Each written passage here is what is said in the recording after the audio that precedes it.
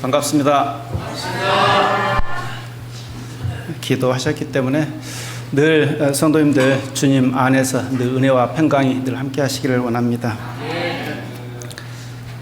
오늘 본문 로마서 12장 2절 함께 보시겠습니다.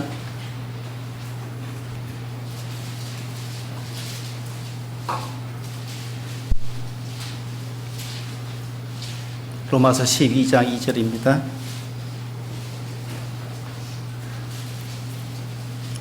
함께 교독하겠습니다. 12장 2절요. 로마서 12장 2절입니다. 시작.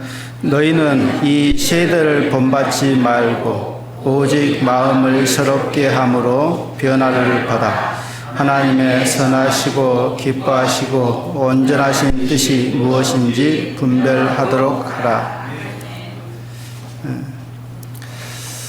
믿음으로 살아가는 데 있어서 가장 중요한 게 무엇일까를 최근에 한번 좀 생각해 봤습니다. 여러분은 믿음으로 살아가는 데 중요한 게 뭐라고 생각해요? 각자가 이제 생각해 보실 텐데 결국은 하나님을 아는 것이다는 생각을 해봅니다. 그래서 요한일서 4장에 그 말씀이 있죠. 4장 16절에 하나님이 우리를 사랑하시는 사랑을 알고 믿었다, 그 말씀이 있습니다. 뭘 알았다는 거예요? 하나님의 사랑을 알았다. 결국은 하나님을 안다는 것은 믿음하고 같은 믿음 이꼬르가 안다는 건데, 얼마나 내가 하나님을 아느냐에 따라서, 또 하나님을 신뢰하느냐에 따라서 내가 믿음에 뭘 할 수 있어요? 삶을 살 수 있고 반응할 수 있다. 그런 생각을 해보게 됩니다. 그래서 요한일서 4장 6절에 보면 그 말씀이 있죠. 우리는 하나님께 어쨌다고요? 속했다. 우리는 하나님께 속하였다. 그렇게 하나님을 그리고 우리는 안다.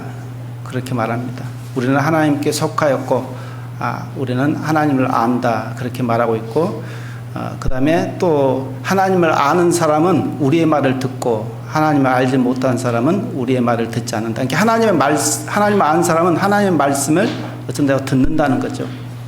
근데 이렇게 안다, 속하였다, 믿는다는 것은 같은 어떤 뜻을 가지고 있다고 보시면 될 것 같습니다. 결국은 오늘 드리고자 하는 것은 주보에는 안 했는데요. 하나님을 아는 사람입니다. 하나님을 아는 사람. 여러분은 얼마나 하나님을 아세요? 아까 이제 찬양도 이렇게 복음에 대한 어떤 결국은 방금 복음 찬양을 했는데 하나님은 누구시라고요? 하나님은 사랑이시다는 거죠. 그 사랑, 십자가의 사랑. 여러분은 그 말씀을 통해서 십자가의 사랑을 듣게 되고 알게 되고, 그래서 그 알을 통해서 주님 앞에 어떤 엎드린 거 아니에요? 무릎 꿇은 거 아니에요? 그리고 또 이 예배에 나오게 되고 감사하고 찬양하고, 또 하나님이 무엇을 기뻐하시고 원하는지를 또 늘 어떤 생각하고 살려고 어떤 힘쓰고 노력하는 부분들이 있죠. 그것이 어떤 믿음의 사람의 어떤 삶이지 않는가, 그런 생각을 해봅니다. 근데 이제 방금 서두에 말씀드렸듯이 얼마나 내가 하나님을 아느냐는 것은 각자의 어떤 믿음, 각자의 어떤, 그러니까 결국은 안다는 것은 지식적인 알미 아니라 경험하는 것이겠죠. 내 삶 속에서 나와 함께 하신 하나님을 삶 속에서 얼마나 경험하고 사느냐에 따라서 내가 얼마나 믿음으로 또 살아가는가가 어떤 연결되지 않을까, 그렇게 좀 생각을 해보게 됩니다. 방금 말씀드렸듯이 하나님은 우리를 십자가에서 생명으로 사랑해 주셨죠. 여러분 그걸 알고 믿죠. 근데 그 하나님께서 생명으로 나를 사랑해 주셨는데, 나의 반응은, 나의 믿음은, 우리의 믿음은 어때요? 여러분의 믿음과 반응은, 믿음의 삶은 그 생명으로 사랑해 주신다는 걸 머리로는 아는데 내 삶에서 많은 부분이 경험하지 못했기 때문에, 함께 하신다는 걸 경험하지 못했기 때문에 온전히 신뢰하는 부분이 약하기 때문에 온전히 어떤 드려진 부분이 부족하지 않느냐, 그런 생각을 좀 해보게 됩니다. 또 우리는 성경에서 하나님께서는 전지전능하시다는 것을 알잖아요. 이 모든 만물을 창조하신 하나님께서 전지전능하시다. 모든 것을 하실 수 있다. 하나님이 하시면 반드시 이루신다는 것을 우리는 알잖아요. 근데 그 반드시 이루신다는 걸 알면서도 죽은 자도 살리신 하나님, 모든 것을 할 수 있는, 우리 인간으로 할 수 없는 그 모든 것을 할 수 있는 그 하나님인다는 것을, 그 하나님이 나의 아버지다는 걸 아는데도 얼마나 신뢰하고 얼마나 하나님을 믿고 그 하나님이 나의 아버지라는 걸 믿고 의지하고 살아가느냐는 것은 결국은 나의 어떤 하나님을 내가 얼마나 경험하고 나와 함께 하신 하나님으로 경험하고 경험했을 때 내가 더 하나님을 더 의지하고 담대한 어떤 신앙이 되지 않을까, 강한 신앙이 되지 않을까, 그런 생각을 해봅니다. 이제 이따 말씀을 드리겠지만 왜 다윗은 그렇게 담대할 수 있었을까?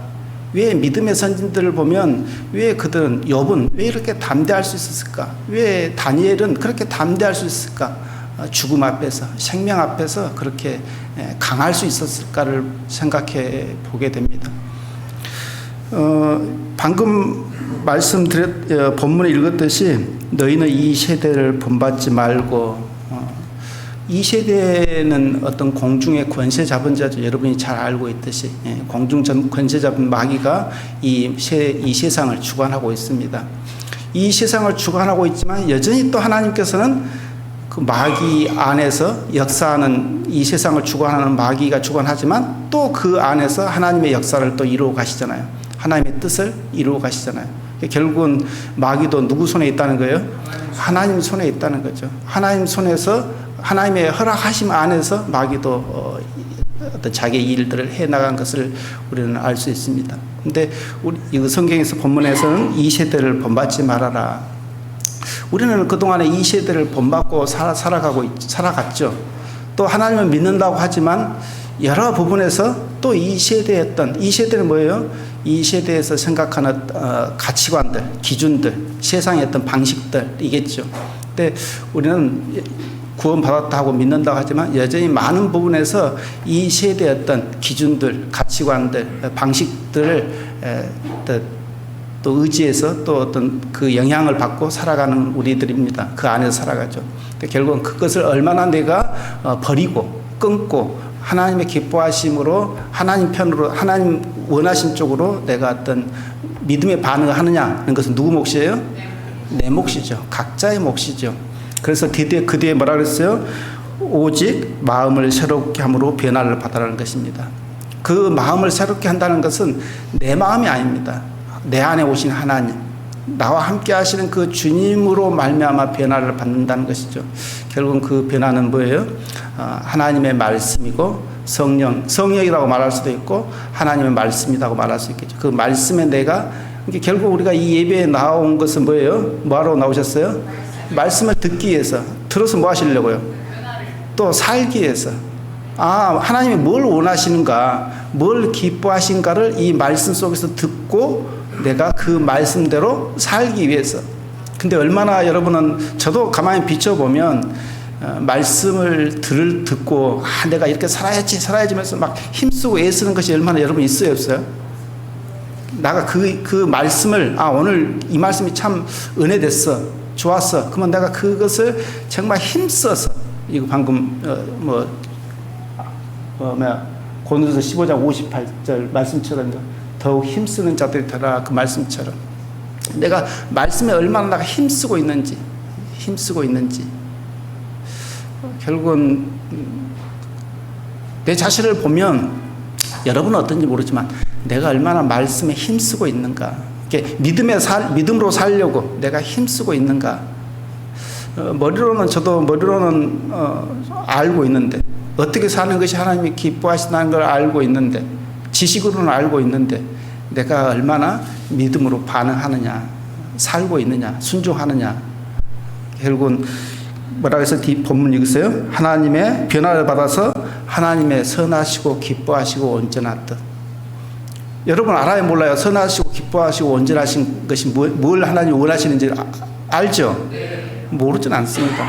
수없이 우리가 말씀을 듣고 또 개인적으로 성경을 읽고 묵상하고 알잖아요. 근데 이 아는데, 머리로는 알고 있는데 내가 삶 속에서 이제 믿음으로 순종하냐, 이렇게 반응하느냐, 행하느냐, 이런 것은 안 가고 그거하고 같아요, 틀려요? 틀리다는 거죠. 사는 것은 또 다른 문제라는 거죠. 아는 거하고 사는 것은. 근데 제가 아까 서두에 말씀드린 여호와를 아는 것. 아는 것은 지식적인 아는 게 아니라 나와 함께 하시는 하나님을 경험하며 아는 것. 경험하여서 아는 것. 그 아는 것. 그렇게 알았을 때, 경험하고 알았을 때 내가 강할 수 있고 담대할 수 있고 힘이 있을 수 있죠. 결국은 하나님을 아는 것이 참 중요하다. 우리 신앙에 있어서 경험하는 것이 중요하다. 그런 생각을 좀 해보게 되었습니다. 하나님의 선하심이 뭐예요? 하나님의 선하심, 기뻐하심, 온전하신 뜻이 무엇인지 분별을 하는데 선하심이 뭐다 그랬어요? 자, 한번 보겠습니다. 로마서 7장을 보겠습니다. 로마서 7장입니다. 앞으로 넘겨서요. 7장입니다. 이제 몇 절, 다는 아니지만 몇 절씩 한번 찾아보도록 하겠습니다. 로마서 7장 12절, 13절까지 제가 한번 읽겠습니다. 로마서 7장 12절, 13절. 이로 보건대 율법도 거룩하며 계명도 거룩하며 의로우며 뭐다고요? 이게 뭐가 선하다는 거예요? 계명, 율법이 선하고 계명이 선하다. 그렇게 말했습니다. 근데 마태복음이라든지 보면 복음서에 보면 또 누가 선하다고 그렇게 말씀하고 있어요? 하나님이 선하시다. 그렇게 하나님이 선하시다. 하나님 자신이 선하시다는 것을 말씀하고 있고 하나님이 말씀하신 말씀, 계명, 율법이 선하다는 것입니다. 말씀이 하나님 자신이 선하고 율법, 계명이 선하다. 그러면서 그런즉 선한 것이 내게 사망이 되었느냐? 이렇게 선한 것이 뭐라고요? 율법과 계명이 사망이 되었느냐? 아니다는 거죠. 그럴 수 없느니라. 오직 죄가 지로 드러나기 위하여 선한 그것으로, 이렇게 율법 계명으로 그것으로 말미암아 나를 죽게 만들었으니 이는 계명으로 말미암아 죄로 심히 죄되게 하려 함이니라. 결국은 선한 것이 뭐냐? 그러면 계명이고 율법인데 결국은 그것이 뭐다고요? 말씀이다. 말씀이 선한 거다. 하나님이 선하다, 말씀이 선하다. 그렇게 아시면 되겠습니다. 그러면 다시 넘겨서 로마서 12장으로 다시 가겠습니다. 로마서 12장입니다. 자, 9절 보겠습니다. 9절. 자, 뭘 원하시는지 하나님께서 9절 보겠습니다. 사랑엔 거짓이 없나니 악을 미워하고 뭐에 속하라고요? 그러면 지금 사랑에 속하라는 거예요? 악에 속하라는 거예요? 사랑에 속하라 그 말입니다. 사랑엔 거짓이 없나니 악을 미워하고 선에 속하라면 뭘 속하라고요? 사랑에 속해라. 그러니까 사랑. 악은 선이 아니다. 사랑이 선이다 그 말입니다 지금. 자, 그러면서 형제를 사랑하고 서로 우애하고 존경하기를 서로 먼저 하며 부지런하여 게으르지 말고 열심을 품고 주를 섬기라. 소망 중에 즐거워하며 환난 중에 참으며 기도에 항상 힘쓰며 성도들의 쓸 것을 공급하며 손 대접하기를 힘쓰라. 이것이 뭐이다고요? 선이다. 이것이 선이다. 이것이 하나님께서 기뻐하신 것이다 하는 것이죠. 형제를 사랑하는 것, 손 대접하는 것, 기도에 힘쓰는 것, 이런 것이 선이다 하는 것이 선. 이것을 해라 하는 것이죠. 또 21절에 뭐라고 했어요? 같이 한번 읽어볼까요? 21절에 악에게 지지 말고 선으로 이걸 이기라. 뭐 선으로 악을 이기라는 뭐 어떻게 하라는 거예요? 말씀으로. 또 뭘로요? 사랑으로. 말씀으로 사랑으로 악을 이기라는 거예요. 선이 뭐냐? 그러면 큰 틀에서는 하나님이고 또 하나님 말씀이다. 근데 그 말씀이 뭐냐? 뭘 하나님이 기뻐하신지, 뭘 하나님이 싫어하는지를 우리는 좀 전에 제가 물어봤듯이 안다 그랬잖아요. 그러면 알았으면 이제 해라는 거죠. 살아라는 거죠. 그것을 하나님이 기뻐하신다고 말씀할 수 있겠습니다. 그러면 다시 히브리서 13장 한번 보겠습니다. 히브리서 13장입니다.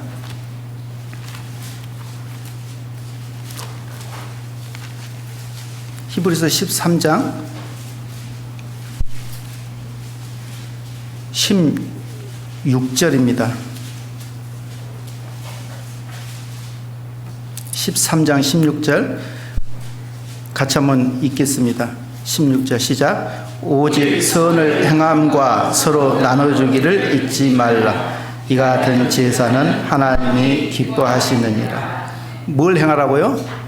오직 선을 행하라. 오직이란 것은 다른 게 있다는 거 없다는 거예요?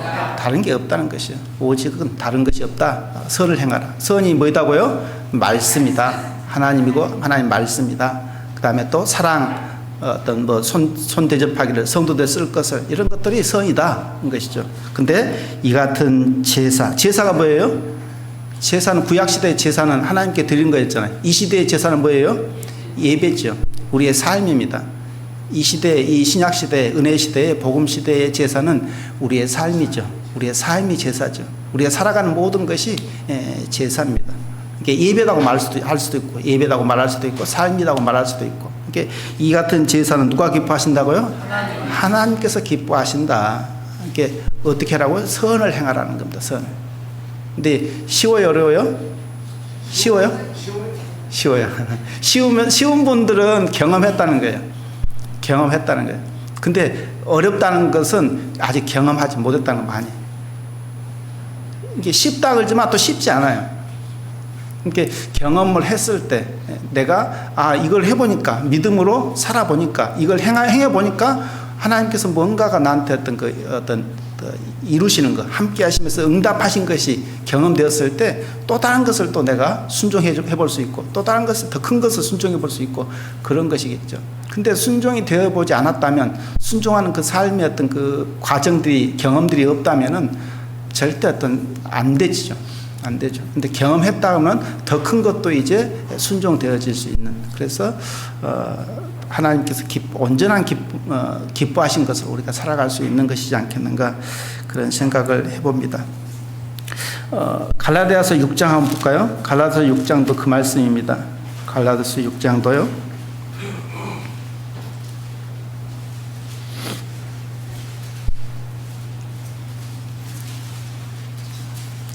갈라디아서 6장 6절입니다.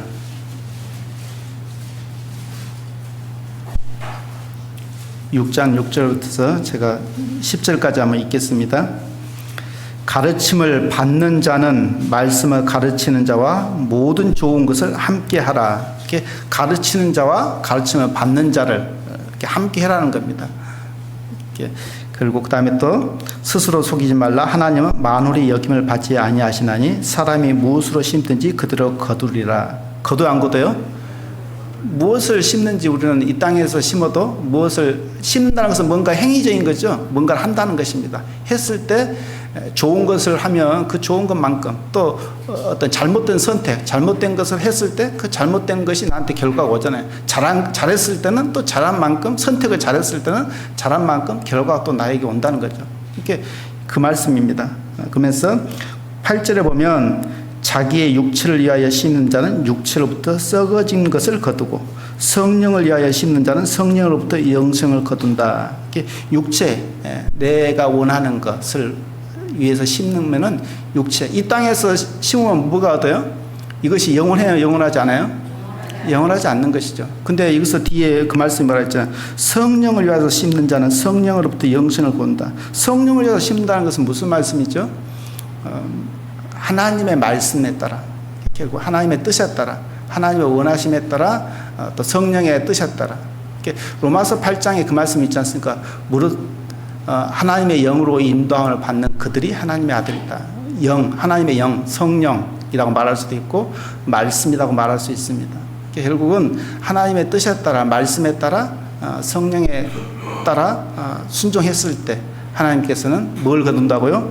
영생을 거둔다. 영생, 그건 생명이 있다는 것입니다. 생명이 있다. 아까 서두에 요한일서 4장에 우리는 하나님께 속했다고 안 속했다고요? 우리는 속했다. 속한 자는, 또 믿는 자는 하나님 안에 거한다. 또 하나님을 아는 사람이다. 아는 사람은 하나님의 말씀을 듣는다. 순종한다는 것이죠. 그러면서 그것을 진리의 영과 미혹의 영으로 구분하고 있습니다. 그때 보면. 그래서 9절에 보면 우리가 선을, 여기서도 뭐라 했어요? 선을 행하라 그랬죠? 우리가 선을 행하되 낙심하지 말지니 피곤하지 않으면 때가 이르면 거둔다. 언제 거둔다는 거예요? 이 땅에서. 때가 이르면 거둔다는 것은 이 땅에서 거둘 수도 있고 또 하나님 앞에서도 하나님께서 앞에서 상이 있을 수도 있고 멸관이 있을 수도 있겠죠. 이 선을 행했을 때 이 땅에서도 열매를 거둘 수도 있다는 것입니다. 또 하나님 앞에 가서 열매를 거둘 수 있다는 그 말씀의 의미가 되겠습니다.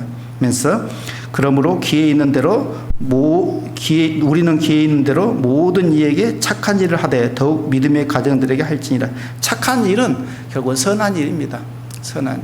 하나님께서 원하시는 하나님의 말씀대로 사는 것. 그러니까 결국은 믿음은 뭐예요? 말씀대로 사는, 말씀에 따라 사는 것을, 하나님을 아는 것은 말씀에 따라 사는 것이다. 근데 결국은 하나님은 내가 얼마나 아느냐는 것은 경험하여 알았을 때 내가 강할 수 있고 담대할 수 있고 힘이 있을 수 있다. 우리의 삶이, 우리의 신앙이 힘이 있을 수 있다. 힘이 없다. 그러면은 강하지 못한 것 같아요. 힘이 없는 것 같아요. 말은 하는데, 말은 할 수 있는데 힘이 없을 것 같아요. 강하지 못할 것 같아요. 자, 욥기를 한번 보겠습니다. 욥기.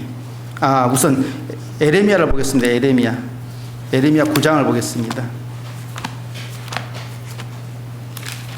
에레미야 9장입니다. 9장을 보고 욥기로 가겠습니다.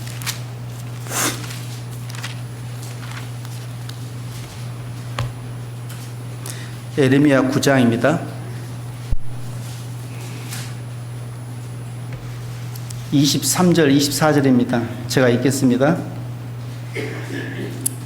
여호와께서 이같이 말씀하시되 지혜로운 자는 그 지혜를 자랑치 말라.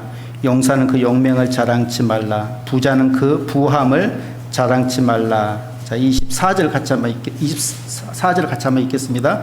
자랑하는 자는 이것으로 자랑할지니 곧 명철하여 나를 아는 것과 나 여호와는 인애와 공평과 정직을 땅에 행하는 자인 줄 깨닫는 것이라. 나는 이 일을 기뻐하노라. 여호와의 말이니라. 24절에 자랑하는 자는 뭘 자랑해라? 하나님 명철하고 나를 아는 것. 나를 안다는 거, 이거 나는 누구예요? 하나님을 아는 것.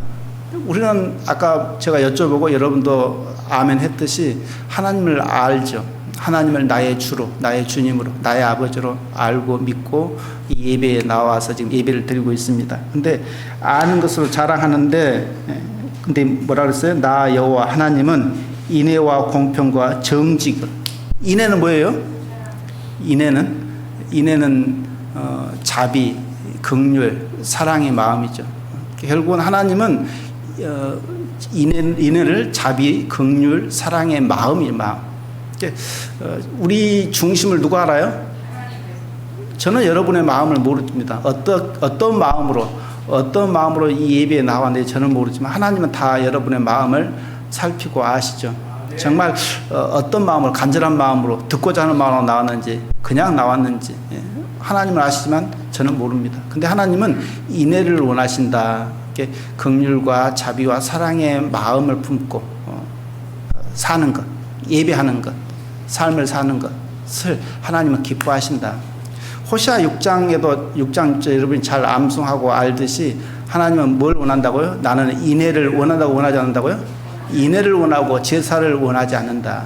번제보다 뭘 알기를 원한다고요? 하나님을 알기를 원한다. 그 말씀이 있습니다. 하나님은 인애를 원한다. 제사 원치 않는다. 그 다음에 하나님을 번제보다 하나님을 아는 걸 원한다. 그 말씀이 있습니다. 결국은 인애는 뭐예요? 결국 내가 좀 전에 말씀드렸듯이 긍휼과 자비와 사랑의 마음인데 그 사랑의 마음은 누구의 마음이에요? 주님의 마음이죠. 주님의 마음. 빌립보서 2장에 있는 것처럼 너희 안에 이 마음을 품으라. 곧 그리스도 예수의 마음. 예수의 마음을 가지고 예수의 마음으로 우리가 삶을 사는 것. 예배했을 때 누가 기뻐해요? 하나님께서 기뻐하신다는 거죠. 하나님께서 기뻐하신다. 인애와, 그 다음에 에레미야 이거 9장 24절에 뭐라 했어요? 인애와 뭘 원한다요? 공평과 정직. 공평이 뭐예요? 공입니다. 잘한 것은 칭찬하고 잘했다 하고 잘못한 것은 징계하시는 하나님의 공입니다. 이게 우리는 누구 앞에 살아야 돼요? 하나님 앞에 사는 삶. 하나님 앞에 사는 삶이 돼야 한다는 거. 사람 앞에 사는 게 아니라 하나님 앞에 사는 사람이 돼야 한다는 거죠. 그래서 열왕기하 18장이라든지 22장의 그 말씀, 18장에는 히스기야에 대해서 이야기하고 있습니다. 히스기야에. 하나님께서 히스기야를 뭐라 그래요? 여호와 앞에 어쨌다고요? 정직했다. 그 말씀 히스기야에 보면. 열왕기하 18장에 보면 히스기야는 여호와 앞에 정직했다. 또 21장에도 보면 요시야를 하나님께서 뭐라고 하냐면 요시야는 하나님 앞에 정직했다. 그렇게 말씀하고 있습니다. 정직. 뭐에서? 중심에서 붙어서. 겉이 아니라 내 마음. 하나님은 사무엘상에 보면 뭐라 했어요? 사람은 외모를 보거니와 나 여호와는 어디를 본다고요? 중심을 보신다. 중심에서 하나님을 사랑하는 마음, 또 긍휼히 인내하는 마음, 긍휼과 자비와 사랑의 마음을 가지고 주님의 마음으로 모든 사람들을 대하고 살았을 때 그것을 누가 기뻐하신다? 하나님께서 기뻐하신다는 것이죠. 그 다음에 뭘 또 기뻐하신다고요? 정직을 기뻐하신다는 것입니다. 정직. 찾아보면요, 정직이란 말이 굉장히 많이 있습니다. 정직이란 말이 굉장히 많이 있는데, 보면 시편 25편 8절을 보면 여호와는 선하시고 정직하시다. 여호와는 선하시고 정직하시다. 그러니까 아까 제가 말씀드렸죠. 하나님은 선하시다 그랬잖아요. 하나님 아니 한 분만이 선하시다. 하나님 한 분만. 오직 하나님 한 분만이 선하시다 그러는데 여호와는 선하시고 정직하시다. 그러므로 그 도로 죄인을 기원하시다. 도가 뭐예요? 말씀이에요. 말씀으로 우리가 말씀을 듣고 들어보면서 아 이건 하나님이 싫어하시는 거네. 이건 죄네. 그러면 해야 돼, 안 해야 돼요? 안 해야 돼. 그러니까 그것을 말씀으로 죄인을 교훈하신다, 가르친다는 것입니다. 이렇게 디모데후서 3장 그 말씀이죠. 모든 성경은 하나님의 감동으로 교훈과 책망과 바르게 함과 그 말씀 있지 않습니까? 암송하듯이. 그러면서 그 교훈과 책망과 바르게 함을 통해서 어떻게 하기 위해서 우리를요? 온전케 하기 위해서, 온전하기 위해서, 온전하게 살게 하기 위해서 그 뒤에 온전케 하려 합니다. 그 말씀이 있지 않습니까? 결국 그 말씀을 통해서 교훈하기도 하고 때로는 책망하고 여러분의 말씀 속에서 설교한 분들이 보면 대체적으로 제가 보면 책망한 분은 없잖아요. 거의 책망한 게 없잖아요. 근데 책망하면 기분 좋아요? 나빠요? 나빠요. 기분 나빠요. 저도 종종 우리 자매하고 이렇게 대화하면은 좀 잘못된 부분을 이야기하면 싫어해요. 싫어요. 처음에는 예 알았어요. 두 번 말하면 알았다니까요. 세 번 말하면 그것이 맞는 말인데도 싫어해요. 사람. 책망하면 기분이 나빠. 근데 하나님께서는 교훈하고 책망한다는 거예요. 우리는 책망하면 들을 준비가 잘 안 돼 있는 것 같아요. 마음들이. 들어야 되는데 그걸 겸손히 그걸 하나님의 말씀이다 생각하고 하나님이 또 분별하면 맞는지 틀린지 알잖아. 어느 정도 이제 내가 문명이 걸려 있으면 또 분별이 안 되면은 모를 수도 있지만 내가 알았다면 이게 저 상대가 저 형제가 저 자매가 남편이 아내가 말했을 때 저게 옳다고 생각하면 들으면은 수용하면 좋을 건데 잘 안 들으려고 한다는 거죠. 근데 우리가 얼른 생각했을 때 다윗은 참 대단했던 것 같아요. 다윗이 어때요? 다윗은 우리가 잘 알듯이 사무엘상에 보면 24장에 보면은 하나님께서 이제 이미 기름 붓고 왕으로 예선하고 이제 사울 왕에게 이제 크게 이스라엘의 어떤 큰 공을 세우지 않습니까? 그렇지만 사울 왕은 다윗이 왕이 될 걸 두려워해서 죽이려고 하잖아요. 근데 도망다니잖아요. 다윗이 도망다니는데도 사무엘상 24장에 보면은 다윗을 죽이려고 하죠. 사울 왕이 다윗을 죽이려고 하죠. 죽이려고 하는데 굴에 들어가서 이제 다윗이 사울 왕을 죽일 기회가 있었어요. 근데 다윗이 죽이려는 게 아니라 그 따르는 사람들이 다윗을 죽이자, 사울 왕을 죽이자, 단칼에 죽여버리자. 원수였다. 다윗의 원수 사울 왕이 있으니까 죽이자 하는데 다윗이 말려요? 오케이예요? 말려요. 그래서 다윗의 마음이 어떻다 그랬어요? 찔렸다 그런 말씀이 있거든요. 찔렸다.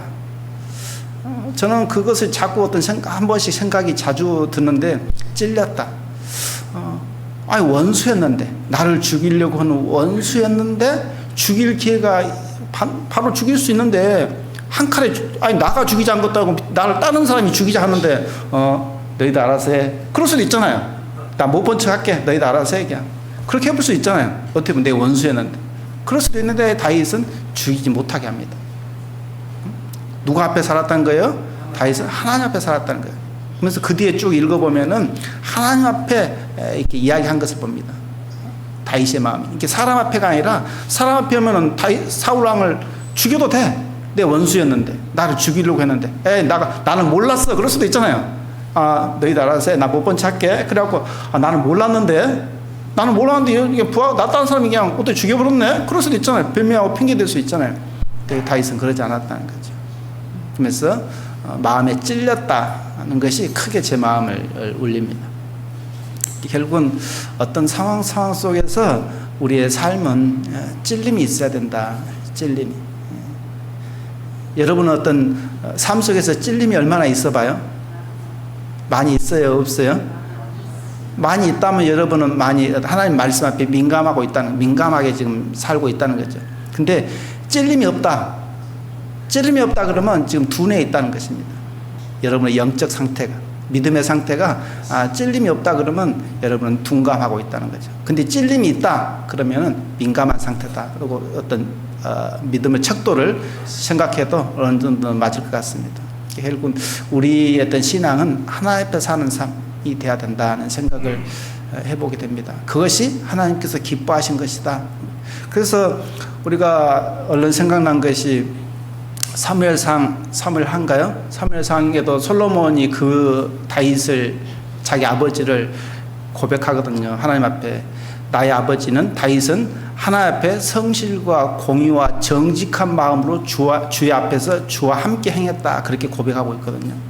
성실한 마음으로 주와 함께 주의 앞에서 정직하게 행했다. 솔로몬이 자기 아버지 다윗을 그렇게 살았다는 것을 하나님 앞에 고백하고 있는 말씀이 생각납니다. 결국은 우리의 삶은 하나님 앞에 사는 삶이 되어야 된다. 말씀 앞에 늘 민감하게 어떤 반응하는 것이 있어야 된다는 생각을 좀 해보게 되는데요. 결국은 방금 시편에 읽었던 것처럼 33편에도 여호와의 말씀은 정직하며 그 행사는 다 진실하시도다. 그 말. 여호와의 말씀이 정직하다, 진실하시다. 그 말. 호시아 한번 볼까요? 호시아서 14장입니다. 호시아서 14장 보면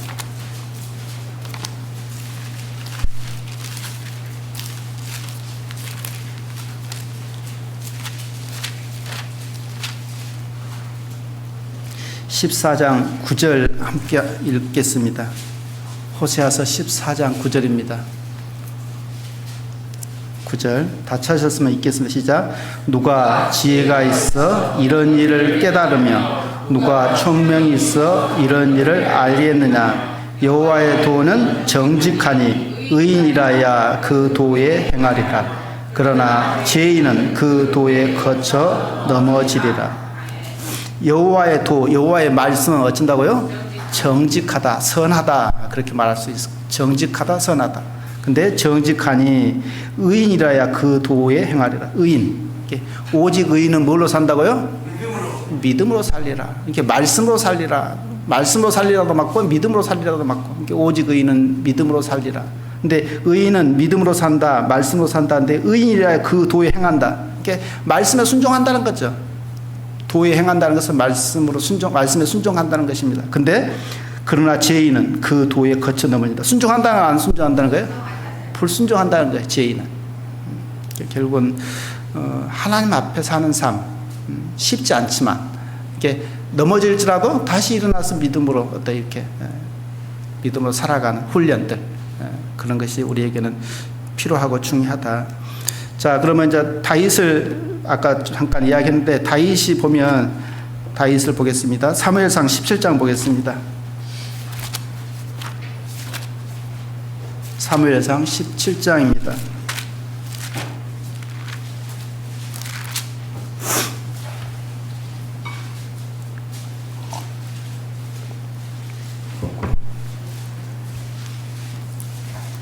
사무엘상 17장입니다. 31절입니다. 17장 31절. 자, 제가 읽겠습니다. 혹이 다윗의 한 말을 듣고 그것을 사울에게 고하였으므로 사울이 다윗을 부른지라. 다윗이 사울에게 고하되 그를 인하여 사람이 낙담하지 말 것이라. 주의 종이 가서 저 블레셋 사람과 싸우리이다. 자, 지금 이스라엘과 블레셋과 전쟁 싸우려고 지금 대치하고 있는 중입니다. 근데 이 내용이 뭐냐면은 앞으로 가서 24절 볼까요? 23절부터 읽겠습니다. 그들과 함께 말할 때 마침 블레셋 사람의 싸움 도두는 가드온 사람 골리앗이라 하는 자가 그 항우에서 나와서 전과 같은 말을 하며 다윗이 들으니라. 이스라엘 모든 사람이 그 사람을 보고 심히 두려워하여 그 앞에서 도망하며 더러는 가로되 너희가 이 올라온 사람을 보았느냐? 참으로 이스라엘을 모독하러 왔도다. 그를 죽이는 사람은 왕이 많은 재물로 부하게 하고 그 딸을 그에게 주고 그 아비의 집을 이스라엘 중에서 자유하게 하리라 하시리라. 자, 이 말씀이 무슨 말씀이냐면 이스라엘과 블레셋과 전쟁하고 있는데 골리앗이 워낙 큰 장수였고 키가 3m가 넘는 장수였기 때문에 이스라엘을 모욕했다는 것입니다. 그러니까 그렇게 모욕을 해도 이스라엘 군대가 사울 왕도 감히 어떤 대응을 못하는 거예요. 두려워서 떨고 일부는 도망가기도 하고 그랬다는 것입니다. 근데 다윗이 왜 와서 다윗은 지금 나이가 싸울 나이가 아니에요. 전장에 나갈 나이가 아니었어. 아직 어린 나이였어. 자기 형들이 잘 있는가? 자기 아버지가 너희 형들이 전쟁에 건강히 잘 있는가 한번 보고 와라. 그러고 심부름 왔다가 그 소리를 듣게 된 거예요. 골리앗이 이스라엘을 저주하는 말을 듣게 된 거예요. 그러니까 다윗이 지금 내가 저 개 같은 자를 내가 상대해서 싸우겠다. 막 그렇게 이야기를 막 여러 사람들의 군사들에게 이야기하니까 그 군사들이 이제 사울 왕에게 이야기하게 되고 사울 왕이 그 말을 듣고 다윗을 불렀다는 것입니다. 그러면서 자 33절입니다. 33절 다윗이 사울에게 이르되 내가 가서 저 블레셋 사람은 누구를 말하고 있어요? 골리앗을 말하고 있는 것입니다. 저 블레셋 사람과 싸우기에 능치 못하리니 너는 소년이요 그는 어려서부터 용사임이니라. 누가 지금 이 이야기를 하고 있어요? 사울이 지금 이야기를 하고 있어요. 사울이 너는 소년이고 저 사람은 용사야. 어렸을 때부터 용사야. 그러니까 너는 싸우지 못해. 그렇게 이야기했다는 것입니다. 34절에 다윗이 사울에게 고하되 주의 종이 아비의 양을 지킬 때에 사자나 곰이 와서 양떼에서 새끼를 움키면 내가 따라가서 그것을 치고 그 입에서 새끼를 건져내었고 그것이 일어나 나를 해하고자 하면 내가 그 수염을 잡고 그것을 쳐 죽였었나이다. 다윗이 지금 뭘 이야기하고 있어요? 자기의 경험을 이야기하고 있죠. 자기의 경험을. 자기가 목동이었는데 양을 치는 사람이었는데 양을 칠 때 곰이나 사자가 양을 물어서 가면 내가 쫓아가서 곰, 사자 입에서 빼내서 내가 양을 건져왔습니다. 양을 지켰습니다. 그리고 곰이나 사자를 쳐서 죽였습니다. 그렇게 지금 사울 왕 앞에서 다윗이 자기의 어떤 경험을 이야기했다는 것입니다. 그러니까 그것은 지금 경험은 육신적인 경험이요 하나님과 함께 했던 그 경험을 이야기하고 있는 걸까요? 하나님과 함께 하셨던 그 경험을 지금 이야기하고 있다는 거죠. 육신적인 경험이다 그러면 순간순간 뭐 이길 수도 있고 질 수도 있고 그러잖아요. 근데 하나님이 함께 하셨다는 것을 그 경험을 했기 때문에 다윗은 어쩔 수 있어요? 담대할 수 있어요. 그래서 자기는 소년이고 골리앗은 어렸을 때 용사였지만 그 환경, 그 상황을 무시하고 하나님이 나와 함께 하신다는 것 때문에 강할 수 있었고 담대할 수 있었다는 것이죠. 결국 인간적으로 보면 이길 수 있어요, 없어요? 다윗과 골리앗과의 관계는 이길 수 없어. 도저히 이길 수 없는 상황이에요. 그런데 다윗은 하나님의 함께 하심을 경험하기 때문에 강할 수 있고 담대할 수 있었다는 것을 지금 자신이 사울왕 앞에서 이렇게 고백하고 있다는 것입니다. 그래서 36절에 주의 종이 사자와 곰도 쳤은즉 사실은 하나님의 군도를 모욕한 이 할례 없는 블레셋 사람이리까 그가 그 짐승의 하나같이 되리이다.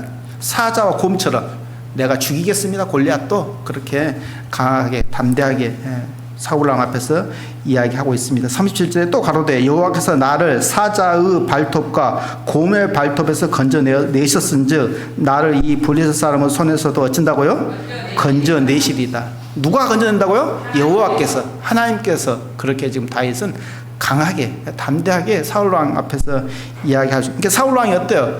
사울왕은 자기가 경험하지 못했어. 그래도 불안해. 그러니까 야, 내 갑옷 입고 가. 그랬잖아요. 지금요 38절에 이에 사울이 자기 군복을 다윗에게 입히고 노투구를 그 머리에 씌우고 또 그에게 갑옷을 입히매. 자, 사울왕은 경험하지 못했기 때문에, 하나님을 경험하지 못했기 때문에 야, 내 갑옷 노투구 싹 입고 가. 그래갖고 다윗을 입혔잖아요.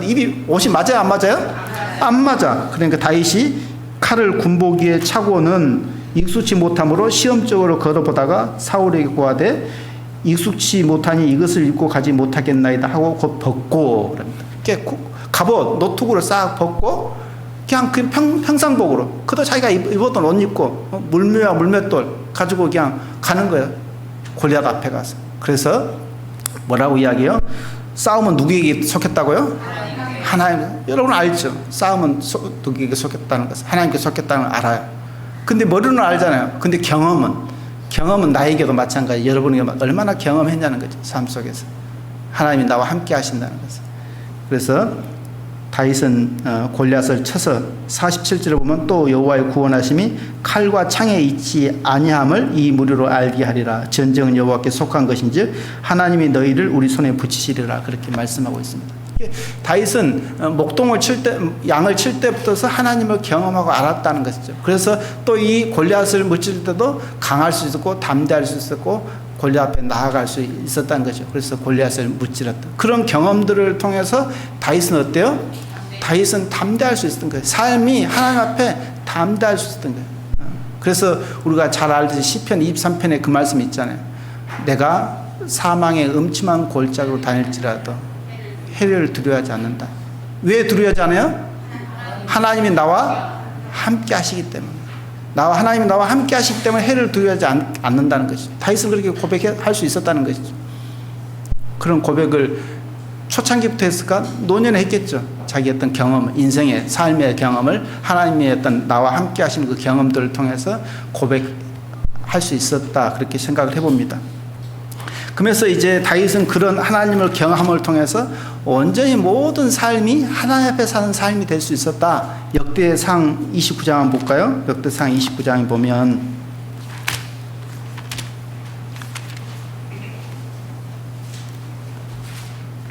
역대상 29장입니다.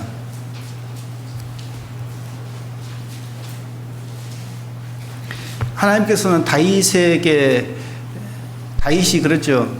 자기는 왕궁에 있고 하나님의 궤는, 법궤는 어디에 있었다고요? 장막에 있었다. 그러니까 다윗이 뭐라 그래요?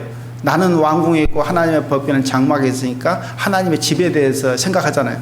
하나님의 전에 대해서 생각하잖아요. 전을 지어야겠다 그렇게 생각하잖아요. 그것을 생각한 것을 하나님이 들으셨어, 보셨어, 아셨어. 그리고 선자를 보내서 네가 나를 위해서 집을 짓겠느냐? 그러면서 이제 복을 주잖아요. 내 후대, 너 씨에게 복을 주겠다고 하나님께서 약속하시면서 자, 너는 성전을 지을 수 있다 없다? 없다. 왜 없다요? 피를 많이 흘렸기 때문에. 너는 피를 많이 흘렸기 때문에 성전을 지을 수 없고 네 아들 때 가서 성전을 짓게 하겠다. 그렇게 하나님이 기뻤을까 안 기뻤을까요? 기뻤어요. 하나님이 다윗의 그 마음을 기쁘게 받으셨어요. 마음만 먹었는데도 하나님이 그 다윗의 마음을 기쁘게 받으시고 복을 주시고 그런 여러 가지 어떤 그 일들을 하신 것을 봅니다. 그런데 자, 성전을 네 아들에 가서 성전을 짓게 하겠다 했는데 다윗은 그래요? 그럼 그렇게 하겠습니다. 그렇게 한 게 아니고 다윗은 그 마음만 먹은 것이 아니라 행동으로 했다는 거예요. 뭘로? 성전을 지을 수 있는 모든 것들을 준비했다는 거예요. 성전을 지을 수 있는 모든 걸 준비했다는 거예요. 하나님께서는 솔로몬에게 네 아들 때 가서 네 성전을 짓게 하겠다고 그렇게 했으면 저 같으면 그래요? 알았습니다 하나님. 그리고 그냥 내가 신경도 안 썼을 것 같아. 왜? 하나님 그렇게 하신다 그랬으니까 내 아들이 알았으니 다 하겠지. 그러면서 나는 준비 안 할 것 같아. 근데 하나님께서 다윗은 그렇게 말씀하셨는데도 자기가 기뻐서 좋아서 성전 지을 준비들을 다 준비했다는 것입니다. 아들이 할 건데도 미리 그냥 자기가 준비했다는. 그러면서 29장에 보면은 성전 지으려면 뭐가 필요해요? 돈이 필요해요. 돈이 필요해요. 그러니까 뭐라 그래요?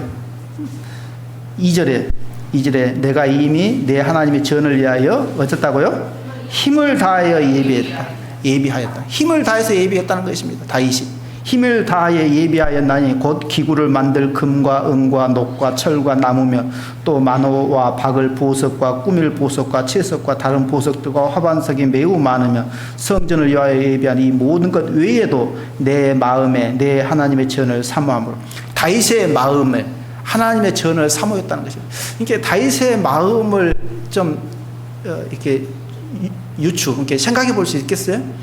다윗이 얼마나 기뻤으면, 사모했으면, 하나님의 전을 사모했으면은 이렇게 마음을 다해서 힘을 다해서 이렇게 할 수 있었을까를 생각해 보면 조금은 이해가 돼. 조금은 이해가 돼요. 그런데 뭐라 그래요?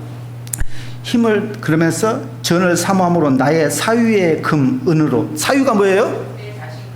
내 개인 돈, 내 개인 재산. 사유의 금 은으로 내 하나님의 전을 위하여 드렸다. 내 개인 재산을 하나님의 전을 위해서 드렸다는 것입니다. 그러면서 4절에 곧 오빌의 금 3,000달란트와 천은 7,000달란트와 모든 전벽에 입히며, 자기 개인 재산을 금과 은, 천을 이렇게 다 드렸다는 것입니다. 내놨다는 것입니다. 금이 몇천 달러고 3,000달란트예요. 어마어마한 돈을 내놨다는 것입니다. 자기 개인 재산 금만. 이 금이 3,000달란트면은 지금으로 말하면 엄청난 금액이죠. 값으로 계산할 수 없는 엄청난 돈. 지금으로 말하면 거의 한 6조란 돈이죠. 어마어마한 돈이라는 것입니다. 이 돈을 내놨다는. 근데 이 돈을 내놓으면서 뭐라 그런다고요? 5절에 뭐라 했어요? 금, 은 그릇을 만들며 공장에 손으로 하는 모든 일에 쓰게 하였노니 오늘날 누가 즐거이 손에 채워 여호와께 드리겠느냐. 즐거이 드렸다는 것입니다. 다윗은 즐거이 마음을 다해서 즐거이 드렸다는 것입니다. 그러면서도 뭐라 그래요? 다윗은 뭐라고 이야기해요? 14절에 나와 나의 백성이 무엇이 간데 이처럼 즐거운 마음으로 드릴 힘이 있었나이까. 모든 것이 주께로 말미암아 싸우니 우리가 주의 손에서 받은 것으로 주께 드렸을 뿐이니이다. 이렇게 다윗은 내가 주께 받은 것입니다. 그러면서 주께 받은 것 주께 드렸을 뿐입니다. 그렇게 고백하고 있다는 것입니다. 하나님 보시고 얼마나 기뻤을까? 흐뭇했을까? 여러분 자식이 부모의 말에 순종하면 어때요? 기쁘죠? 그러면 또 자식이 좀 터덕거리고 좀 힘들어하면 도와주고 싶어, 안 도와주고 싶어요? 모르게 도와줄 수도 있고 알게 도와줄 수도 있겠지만 모르게 살짝 도와줄 수도 있겠잖아요. 부모도 그러잖아요. 하물며. 근데 하나님도 얼마나 이 자식 다윗이 기쁘게 하나님 앞에 이렇게 힘써서 하는 것을 보고 하나님이 얼마나 기뻤을까. 그러니까는 즐거이 또 드렸다 그러니까는 뭐 다윗의 마음을 볼 수 있잖아요. 이것을 14절에. 그래서 16절에도 뭐라 그래요? 16절에도 우리 하나님 여호와여 우리가 주의 거룩한 이름을 위하여 전을 건축하려고 미리 저축한 이 모든 물건이 다 주의 손에서 왔사오니 다 누구 것이다고요? 주의 것이다. 그러면서 17절에 나의 하나님이여 주께서 마음을 감찰하시고 또 뭘 기뻐하신다고요? 정직을 기뻐하시는 줄을 내가 아나이다. 다윗이 안다는 것입니다. 하나님의 정직한 것을 다윗이 기뻐한다는 걸 하나님이 안다. 그러면서 내가 정직한 마음으로 이 모든 것을 즐거이 드렸사오니 이제 내가 또 여기 있는 주의 백성이 주께 즐거이 드리는 것을 보니 심히 기쁘도소이다. 이게 다윗의 마음이 정말 하나님 앞에 기쁘게 드리는 것, 그것을 하나님은 기쁘게 받으시고 기뻐하셨다는 것입니다. 그래서 하나님은 그 뒤에 뭐라 그랬어요? 28절에 보면요, 28절에 뭐라 했어요? 읽어볼까요? 28절에 저가 나이 많아 늙도록 부하고 존귀하다가 죽었다. 늙도록 부하고 존귀하다가 죽었다. 그렇게 말하고 있습니다. 육신의 부모도 자식이 부모 말에 순종하면 정말 기쁘잖아요. 순종 안 할지라도 자식이 있는 것 자체만도 기쁘지만 부모 앞에 있는 것만도 기쁨이고 그렇지만은 부모의 말에 순종하면 더 기쁘고 어떤 좋잖아요. 근데 하나님도 이 다윗이 하나님 앞에 이렇게 즐거이 하나님을 위해서 하나님의 어떤 전을 위해서 즐거이 드리는 것을 하나님은 기뻐하시고 받으시고 또 이렇게 다윗에게 늘도록 부하고 존귀하다가 죽었다 그렇게 다윗을 기록하고 있습니다. 근데 아까 좀 전에 말씀드렸듯이 다윗이 왜 이렇게 강할 수 있었을까? 그것은 하나님을 알았기 때문에 하나님을 경험했기 때문에 강할 수 있었고 이렇게 온전히 하나님 앞에 이렇게 살 수 있었지 않았느냐 그런 생각을 해보게 됩니다. 욥기를 한번 보겠습니다. 욥기는 짧게만 드리겠습니다. 욥기도 잘 아시죠? 욥기도 여러분이 많은 어떤 개인적으로도 읽었을 것이고 설교에서도 아마 많이 들으셨을 것 같습니다. 욥기 보면 1장에 보면 욥은 아들이 몇 명이라고요? 7명. 딸이 몇이라고요? 셋. 그래서 10명의 자식이 있었다. 그럽니다. 10명의 자식이 있었다. 욥이 10명의 자식이 있었고 짐승은 뭐라 그래요? 3절에 보면 그 소유물은 양이 7천이요 약대가 3천이요 소가 500결이요 암나귀가 500이며 종도 많이 있었으니 이 사람은 동방 사람 중에 가장 큰 자다. 그러니까 가장 부자였다. 그렇게 욥에 대해서 하나님께서 말씀하고 있습니다. 근데 욥의 행사가 어쨌다고요? 욥의 삶이 항상 하나님 앞에 사는 삶이었다 하는 것을 지금 4절 5절에 이야기하고 있습니다. 그 아들들이 자기 생일이면 각각 자기의 집에서 잔치를 베풀고 그 누이 셋도 청하여 함께 먹고 마심으로 이렇게 잔치라면 생일에 잔치라면 5절에 그 잔칫날이 지나면 욥이 그들을 불러다가 성결케 하되 아침에 일어나서 그들의 명수대로 번제를 드렸으니 이는 욥이 말하기를 혹시 내 아들들이 죄를 범하여 마음으로 하나님을 배반하였을까 함이라. 욥의 행사가 항상 이러하였다. 욥의 삶이 뭐였다는 거예요? 항상요 하나님 앞에 사는 삶, 깨끗한 삶, 순전한 삶, 흠이 없는 삶을 살려고 힘썼다는 것을 여기서 우리는 엿볼 수 있죠. 그런데 욥은 부자였다 그렇게 말하면서 그 이후에 전개되는 내용이 뭐예요? 하나님 앞에서 사단이 하나님의 아들들이 있었는데 사단에게 하나님께서 뭐라 그래요? 네가 어디 갔다 왔느냐? 그러니까 내가 땅에 돌아왔습니다. 그렇게 이야기하고 있어요. 사단은 어떤 존재예요? 영적인 존재죠. 영적인 존재. 우리는 하나님 앞에 갈 수 왔다 갔다 할 수 있어 없어요? 육신이 있기 때문에. 근데 사단은 영적인 존재는 왔다 갔다 할 수 있다는 거예요. 이 땅에서도 있을 수 있고 하나님 앞에도 설 수 있고. 지금 사단은 땅에 돌아 여기저기 돌아다녀 왔나이다 그렇게 이야기하잖아요. 하나님 뭐라 그래요? 내 종 욥을 유의하여 보았느냐? 그같이 순전하고 정직하고 하나님을 경외하고 악에서 떠난 자가 없다. 누가 칭찬하고 있는 거예요 지금요? 하나님께서 욥을 칭찬하고 있는 것입니다. 욥을 칭찬해요. 얼마나 욥이 정말 살았으면 하나님께서 칭찬할 정도의 삶을 살았다는 것입니다. 그러니까 하나님이 칭찬하니까 에이 하나님께서 울타리를 쳐서 욥을 복을 주셨기 때문에 하나님을 잘 섬기죠. 그렇게 잘 하나님을 기쁘게 삶을 살죠. 그렇게 이야기하고 하는 겁니다. 하나님을 격동했다는 거죠. 그러니까 하나님 뭐라 그래요? 그래? 그러면은 욥의 생명은 손대지 말고 네가 알아서 해봐. 그렇게 하잖아요. 당장 나가서 하루 사이에 어떻게 했다 그래요? 욥의 자녀들을 재산을 한순간에 한날에 다 멸하잖아요. 사단은 누구의 허락하에 지금 움직이는 거예요? 하나님의 허락하심에 따라 욥의 그 모든 짐승, 가축들과 아들들을 다 치잖아요. 한날에. 그러니까 욥이 뭐라고 해요? 욥의 반응이 뭐예요? 참 자식을 한날에 다 10명을 잃었다. 여러분 같으면 어떻겠어요? 한 명만 자식을 잃어도 여러분 마음이 어떻겠어요? 마음이 아프겠죠. 찢어지겠죠. 근데 욥은 모든 자식을 다 한 날 잃었어. 모든 재산을 하루 만에 다 잃어버렸어. 근데도 욥은 뭐라 그래요? 주신 이도 하나님이시요 취하신 이도 하나님입니다. 하나님의 이름이 찬송을 받으시리라 그렇게 말씀하고 있지 않습니까? 그러니까 욥이 하나님을 알았다는 걸 몰랐다는 거예요. 하나님을 알고 경험하고 알았기 때문에 이렇게 온전히 하나님 앞에 원망하지 않고 죄를 짓지 않고 하나님을 찬양하는 높이는 것을 볼 수 있습니다. 쉽지 않죠. 이것을 경험한 자만이 아는 자만이 온전히 이렇게 고백할 수 있다는 거죠. 그렇게 했기 때문에 그렇게 했는데 또 2장에는 뭐라 그래요? 2장에 가면 또 2장에는 하나님 앞에 또 1장과 동일하게 사단에게 또 이야기해서 하나님께서 야, 욥 봤냐? 욥이 순전하고 정직하고 하나님을 경외하고 악에서 떠난 자 없다. 욥 너무너무 칭찬하니까 하나님이 네가 어디 갔다 왔냐 그러니까 그렇게 하잖아요. 이야기 하잖아요. 그러니까 사단이 뭐라 그래요? 예, 하나님 그러면 이제 욥의 이제 욥을 한번 쳐보십시오. 직접 쳐보십시오. 그러면 욥이 이제 하나님을 저주하고 원망할 것입니다. 그렇게 이야기하잖아요. 근데 하나님께서는 그래? 그러면 생명은 취하지 말고 네가 한번 헐도록 해봐. 그렇게 이야기하잖아요. 예, 사단이 또 바로 나와서 욥을 어떻게 쳐요? 악창이 나게 하잖아요.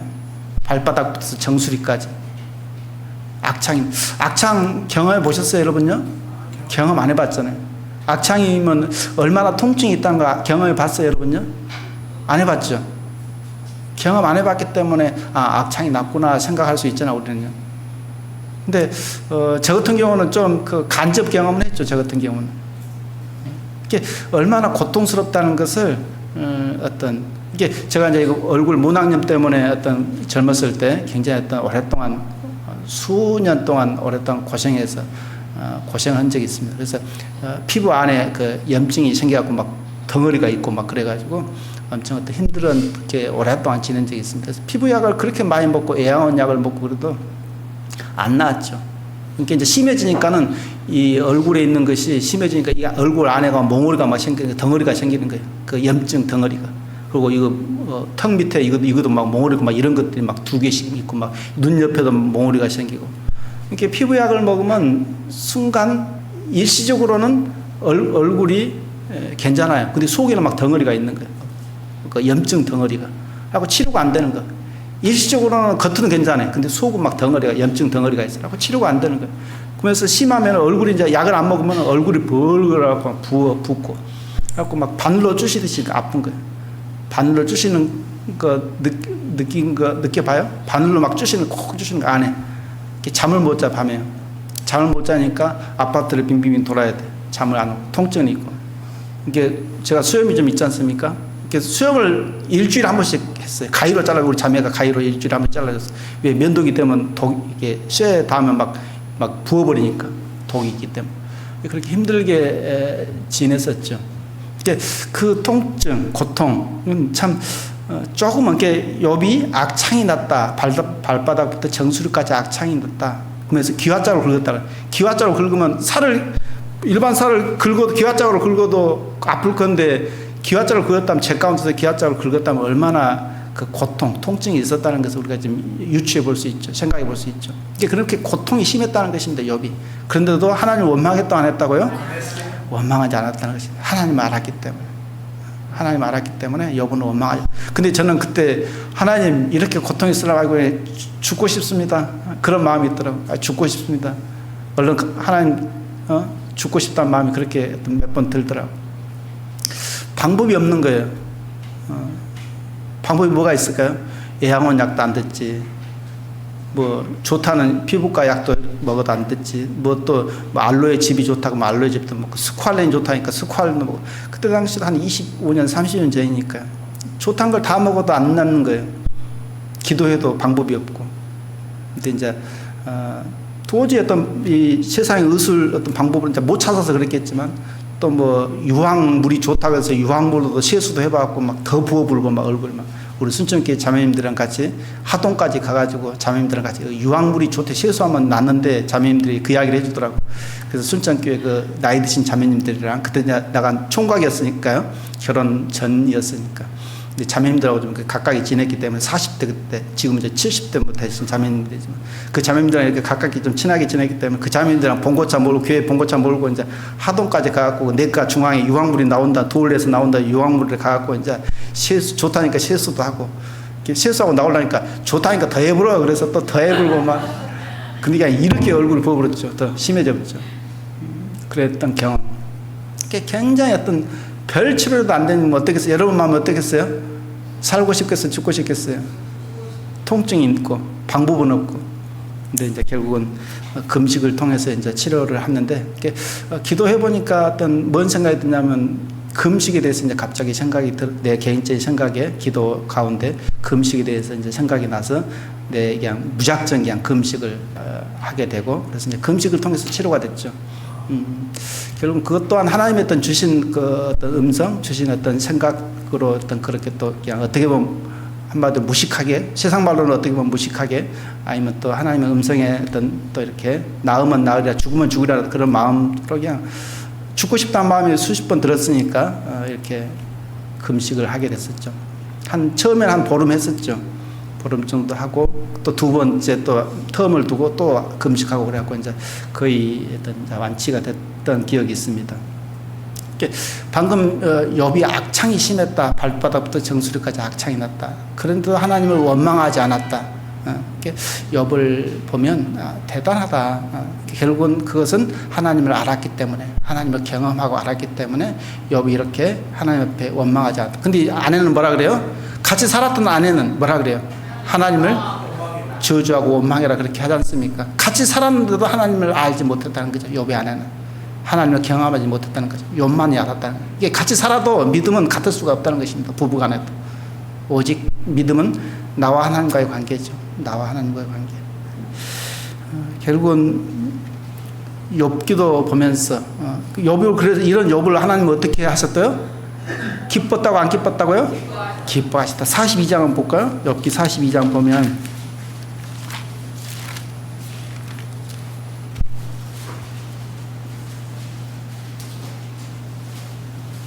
욥기 42장 12절부터 읽겠습니다.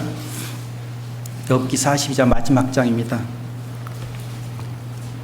12절 여호와께서 욥의 모년에 복을 주사 처음 복보다 더하게 하시니 그가 양 1만 4천과 약대 6천과 소 1천 계리와 암낙이 1천을 두었고 또 아들 7과 딸 3을 낳았으며 그 다음에 그가 첫째 딸은 여미야라 그러면 쭉 이야기하면서 16절에 보면 그 후에 욥이 140년을 살며 아들과 손자 4대를 보았고 나이 늙고 기한이 차서 죽었더라.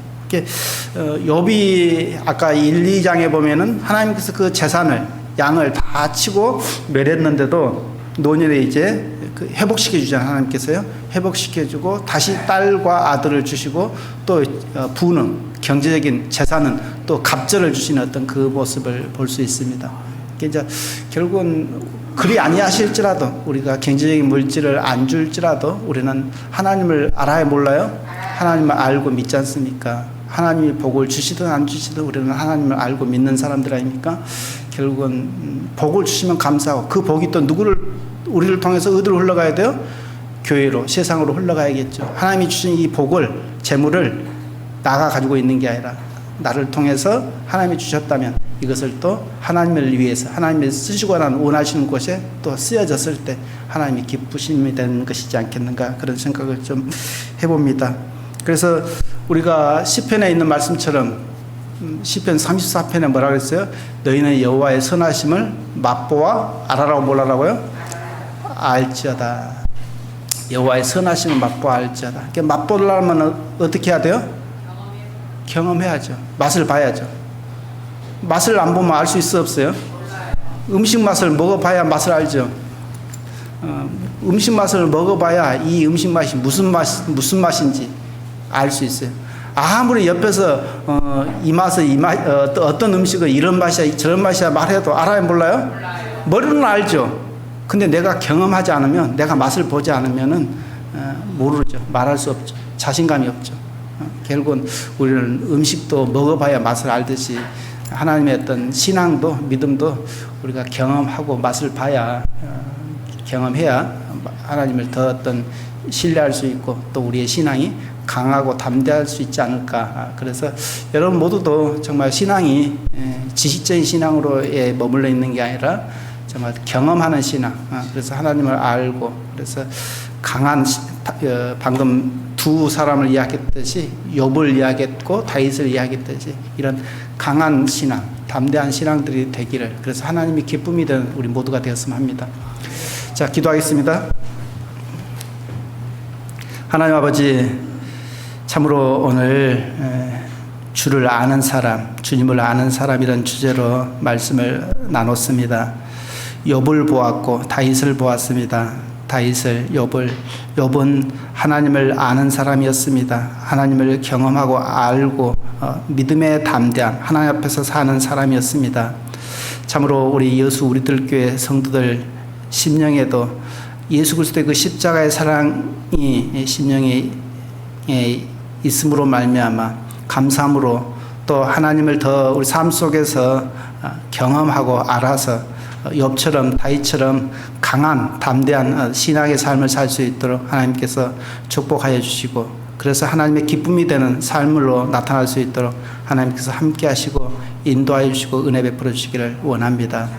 하나님의 선하신 손길이 늘 이 교회 안에서 함께 하셔서 하나님의 선하심을 맛보고 경험하고 아는 이 교회가 되어지기를 원하옵고, 우리를 사랑하신 예수님의 이름으로 감사하며 기도드립나이다.